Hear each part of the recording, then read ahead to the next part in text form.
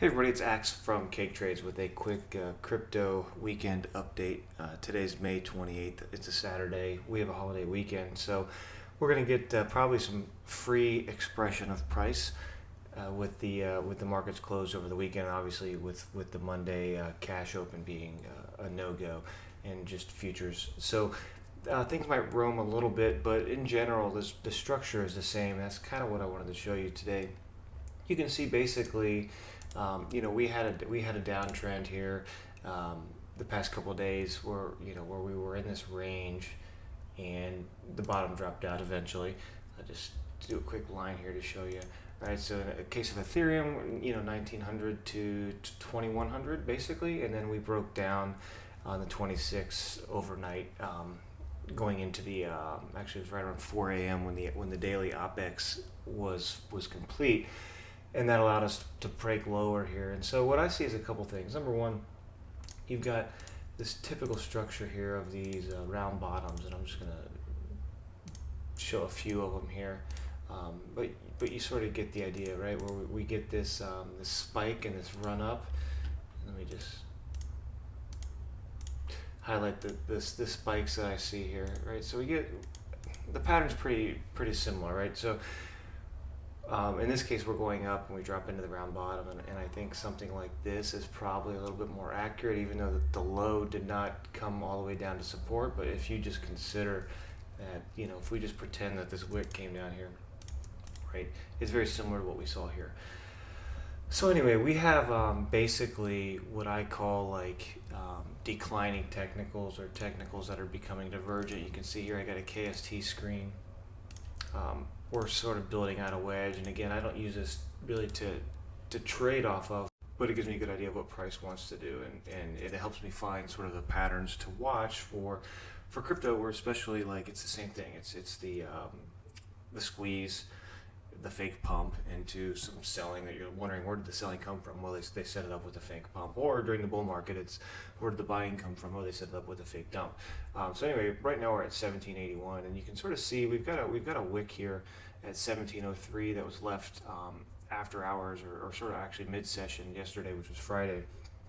So what I'm seeing here is I see a couple things. Number one, it's a similar pattern to this, right, where we dump, we spike, we come and build this round bottom, drop and retest it. So I think what we could expect here is I see a wick up here that needs to get filled, which just happens to be at near resistance.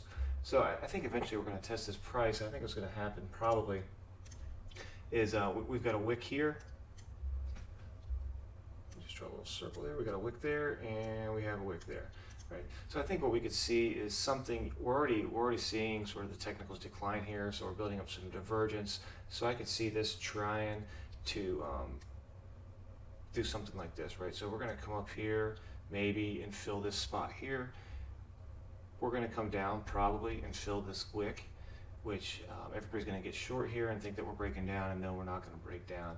And then probably we're going to go up to something like this. We're going to fill this spot, test this resistance, and then I think if we get a real dump, that's where it's going to come from.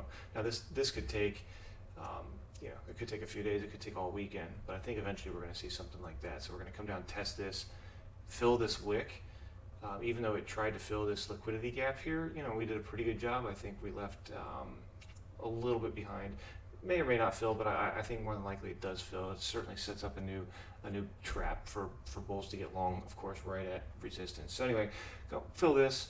At some point we're going to fill this, and then we'll see what the move is. Is this going to break down and go lower? I think so. If we're going to zoom out, let me pull the charts off here. Right, we're building up some divergence here, but it's still way too early. And there's a lot of chop here at that 1900, right? So even if we get up into this 1900, I think it's going to take a while. We could come back down, but I just don't like the structure of this move.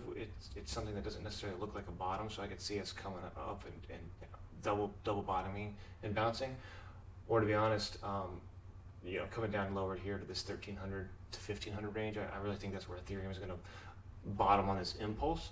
But again, with crypto, they like to take their time, right? So we could come down here and mess around, we could chop up, we could even go up as high as 2400 to sort of fill that back test requirement, and then come back down. But I think eventually we're gonna settle here, and more than likely long term, I would not be surprised at all if we see this 780 to 1,000, right? There's a huge liquidity gap right here where price never really traded in that spot. This is all sort of taken care of, but right here, and Bitcoin's already below this range. And I think if you look at a chart like Solana, where it's 42 right now, it's having a hard time bouncing. Pull out the 4 hour, it's still well above this range here. So I think Solana's got to come down. Bitcoin, we're already struggling at 29. But if I go to the 4 hour chart on Bitcoin, you can see we still have this gap down here to fill. It's got this little, it's cut off right at supply. If I scroll out, it's stuck underneath this range, and there's plenty of liquidity gaps here, right? So like 20,000 basically to 22. I think eventually that gets tested.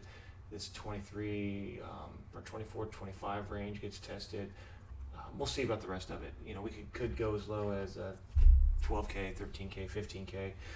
And I have lower targets than that if things get really out of hand. But I think for now, that's sort of what we're looking at.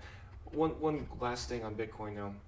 Don't be surprised if we see a little bit of a move like this, right? Where it comes down, it feels like it's going to break down to finish that wick. It bounces up, 34, 33, 34, and then it completes the move lower. So as long as you know what your targets are and what your ranges are, you can pair trade this. You can be, you can hedge. If you want to be short Bitcoin, you can be long, something else as we get squeezed. So that way you're not getting squeezed out of your short, and then as you convert that long into more short, you're averaging in higher, which gives you a better price to get short from. So these are all just considerations to take over the weekend. Again, I think with the holiday weekend, anything goes. We could see some volatility. Maybe a trend will establish this weekend, but I really do think that those are the pathways short term. I think we're going to build out this divergence. It's going to pop, come down, test this wick, and eventually we're going to fill this, and then we see what happens. Thanks.